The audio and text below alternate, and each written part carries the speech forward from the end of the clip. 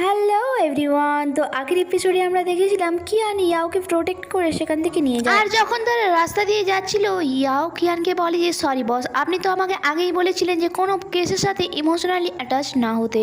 আমি আমার জীবনে অনেক বড় শিক্ষা পেয়ে গেছি। এখানে কিয়ানও তাকে বলে যে তুমি কত বেশি বোকা, তুমি এইটুকু বুঝলে না যে সে একজন অ্যাক্ট্রেস ছিল, সে অ্যাক্টিং কত ভালো করে পারবে। সে শুধু তোমার সহানুভূতি জিতে এবং সে তার হাতের পাপেট বানিয়ে নেয় তোমায়, এবং যা যা সে বলে তুমি সেই সমস্ত কিছু করে গেছো। এই কেসটি লিগালি হ্যান্ডেল করা দরকার ছিল তোমার। ইয়াও বলে স্যার আমি কম্পেনসেট করতে চাই। কিয়ান বলে তোমার এত অকাত নেই যে তুমি করবে। আমি জুনহাং ল ফার্ম ছাড়তেও রাজি আছি, আমি রিজাইন দিয়ে দেবো। বাট কিয়ান বলে এত মেস ক্রিয়েট করেছো, তারপর হেরে গিয়ে মুখ লুকিয়ে পালিয়ে যাওয়া কোনো সাহসের কাজ নয়। মিস বাই শুধু তোমাকে ইউজ করেছে, সে চেয়েছিল যে তুমি তার হাজবেন্ডের এই ডিপ্রেশনকে ক্রিয়েট করো আর দ্বিতীয়বার সে সেটাকে কমিট করে নেয়। মিস্টার সুকে সে নিজেই তার রাস্তা দিয়ে সরিয়েছে। আর সিন এখানেই কাট হয়ে যায়। আর আমরা দেখি ইয়াও সন্ধ্যার সময় কিয়ানের জন্য সি ফুড ডিনার বানিয়েছিল, আর যা দেখে কিয়ান অনেক খুশি হয়েছিল। আর সাথে সাথে তার ফেস দেখে মনে হচ্ছিল তার ইয়াও এর উপর দয়া হচ্ছে। ইয়াও এক সিনসিয়ার মেয়ে ছিল যাকে মিস ইউজ করা হয়েছিল। ইয়াও অনেক টেস্টি খাবার বানিয়েছিল যা কিয়ান অনেক মজা করে খায়। আমরা দেখি তারপর কিয়া অনেক বেশি ডিপ্রেশনে চলে গিয়েছিল। সে সোশ্যাল মিডিয়াতে অনেক ভিডিও দেখছিল যেখানে মিস্টার সুর ভাইও তাকে থ্রেট দিচ্ছিল এবং সে অনেক বেশি রেগেও ছিল। আর সাথে সাথে সোশ্যাল মিডিয়ায় সবাই তাকে খারাপ বলছিল। ইয়াওকে সবাই খুনি বলছিল। কিছুক্ষণ পর তার কাছে এক থ্রেটনিং কল আসে, আর যা আসা মাত্রই কিয়ান তার কাছ থেকে মোবাইল নিয়ে নেয় এবং বলে যে না তো তুমি আর সোশ্যাল মিডিয়া দেখবে, নাই ফোন ইউজ করবে। আর তার ডিপ্রেশন দূর করার জন্য তাকে বাইরে নিয়ে যায়। বাট তার যখন মনে আসে লাস্ট টাইম সে ড্রিঙ্ক করার পর কি করেছিল, সে তাকে ড্রিঙ্ক করার পারমিশন দেয় না। এখানে কিয়ান কাউকে দেখা করার জন্য ডেকেছিল, আর সে কেউ ছিল না, মিস্টার সু এর এক্স লয়ার ছিল, তার নাম লু ছিল। আর সে সমস্ত কিছুটা বলে যে আমার ক্লায়েন্ট সু বেচারা সে নিজেই এক ভিকটিম ছিল। মিস্টার সু এর ওপর তার ওয়াইফ কমপ্লেন করেছিল যে সে তাকে হিংসে করে, বাট অ্যাকচুয়ালি তার ওপর তার ওয়াইফ এত সাইকোলজিক্যাল প্রেশার ফেলেছিল যে সে ডিপ্রেশনে চলে যায়। আর লু এর কথা শোনার পর ইয়াও সমস্ত ব্ল্যাক অ্যান্ড হোয়াইট বুঝতে পারে। অ্যাকচুয়ালি মিস্টার সু কখনোই মিস বাইকে নিজের প্রতি অ্যাট্রাক্ট করেনি। মিস বাই ছিল সে নিজেই মিস্টার সুকে ফাঁসিয়েছিল। তার মনে হচ্ছিল মিস্টার সু এক সাকসেসফুল বিজনেসম্যান, বাট বিয়ে হওয়ার পর সে জানতে পারে বিজনেস তো অতটাও ভালো যাচ্ছে না, এবং সে তখনই মন মানিয়ে নেয় যে মিস্টার সুকে বদনাম করে দেবে আর নিজের রাস্তা আলাদা করে নেবে। এখানে ইয়াও সমস্ত কিছুটা বুঝতে পারে যে সে নয় যে মিস্টার সুকে মৃত্যুর দিকে পুশ করেছে, বরং এটা তো অ্যাক্টর বাই নিজেই ছিল। এখানে ইয়াও কিয়ানকে থ্যাঙ্কস বলে যে আপনি আমার জন্য এত কিছু করলেন।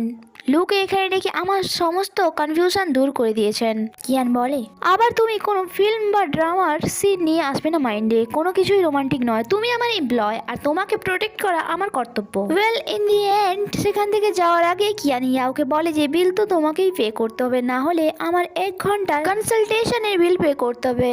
আর তার ফিস তো এত হাই ছিল যা ইয়াও দেবার কথা ভাবতেই পারছিল না, সেই জন্য সে ড্রিঙ্কসের বিল পে করে দেয়। ইয়াও অনেক বেশি স্যাড ছিল এবং তাকে ডিস্ট্র্যাক্ট করার জন্য কিয়ান বলে তুমি ড্রাইভিং তো নিশ্চয়ই জানো, যদি তোমার কাছে লাইসেন্স থাকে আজ তুমি ড্রাইভিং করবে। বাট এত দামি গাড়িতে সে ফার্স্ট টাইম ড্রাইভিং করছে, সে অনেক বেশি ভয় পায়। কিছু লোক মোটর বাইকে ও সাইকেলে ইভেন তো প্যাডেলেও তাদের থেকে এগিয়ে যাচ্ছিল।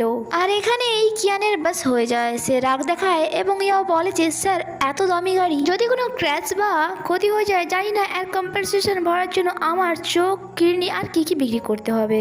নেক্সট ডে ইয়াও একটি সারপ্রাইজ পায়, তার জন্য অনেক বক্স এসেছিল। আর এই বক্সগুলির মধ্যে সমস্ত বক্সগুলির মধ্যে কোনো না কোনো থ্রেটনিং মেসেজ ছিল, যা দেখে ইয়া অনেক বেশি ভয় পেয়ে গিয়েছিল। ইয়াও নিজের ব্যাপারে অত বেশি কেয়ার করতো না, বাট একটি বক্সে যখন তার আর তার সিস্টারের ফটো দেখে সে ভয় পেয়ে যায় এবং তখনই তার সিস্টার চ্যাংসিকে কল করে। বাট থ্যাঙ্কস ফর সে একদমই ঠিক ছিল। অন্যদিকে আমরা অফিসে গুজুন এবং কিয়ানকে দেখি, তারা সিদ্ধান্ত নিয়েছিল যে এই ইস্যুটিকে তারা নিজেরাই হ্যান্ডেল করবে। তারা ভেবে নিয়েছিল যে অনেক হয়ে গেছে ডিফেন্সিভ মুড, এগ্রেসিভ মুডে আসার টাইম হয়ে গেছে। তারপর আমরা কিয়ানকে দেখি সে তার সেই সমস্ত থ্রেটনিং মেসেজ দেখছিল যেগুলি তার কেরিয়ার স্টার্টিং এ সে পেয়েছিল। তখন সে ইয়াও এর মতোই ইনোসেন্ট ছিল, সে অনেক বেশি ভয় পেয়ে গিয়েছিল এবং তার ভয় দূর করার জন্য সে সারা রাত ধরে ড্রিঙ্ক করছিল।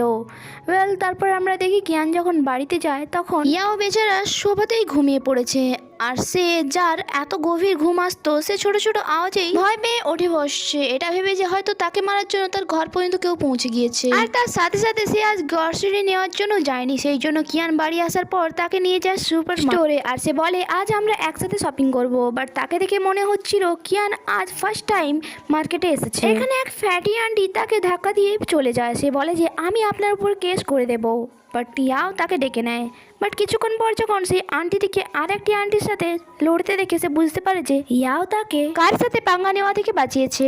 এখানে তাদেরকে একসাথে দেখে কিছু গার্লস গসিপ করতে শুরু করে যে এই ছেলেটি তো অনেক বেশি হ্যান্ডসাম, তার সাথে সাথে রিচও মনে হচ্ছে, আর এই মেয়েটি তো অর্ডিনারি লুক টাইপের। আর এই কথাগুলি কিয়ানো শুনে ফেলেছিল এবং তারপর থেকে সে ইয়াওয়ের একটু বেশি কেয়ার করছিল, যেমন সে দেখাতে চাইছিল যে তাদের কথায় তার কিছু যায় না। এরপর বাসায় ফেরার পর কিয়ান বলে যদি তুমি কাঁদতে চাও তাহলে মন খুলে কাঁদতে পারো, যখন তুমি তোমার কান্না লুকাও তখন একদমই বিউটিফুল লাগে না তোমায়। তখন ইয়া অনেক বেশি কান্না করে এবং কিয়ান তাকে তার রুমাল এনে দেয়, আর তারপর সেটা দিয়ে ইয়াও তার নাক চোখ সব পরিষ্কার করে নেয়। কিছুক্ষণ পর তাকে চেয়ার আপ করার জন্য কিয়ান বলে তুমি জানো এই রুমালটা কত দামি ছিল? আমি 8,000 টাকায় কিনেছিলাম এটা। যা শুনে বেচারা ইয়াও ভাবে যে এত দামি কান্না এর আগে আমি কখনো কাঁদিনি। ইয়াও যখন সেখান দিয়ে যাচ্ছিল কিয়ান তাকে বলে তোমাকে প্রিটি লাগছে। যা শুনে ইয়াও এর আবারও কান্না পেয়ে যায় এবং সে বলে তাতে কি স্যার, আমার থেকে প্রিটি লেডি আমাকে বোকা বানিয়ে দিয়েছে।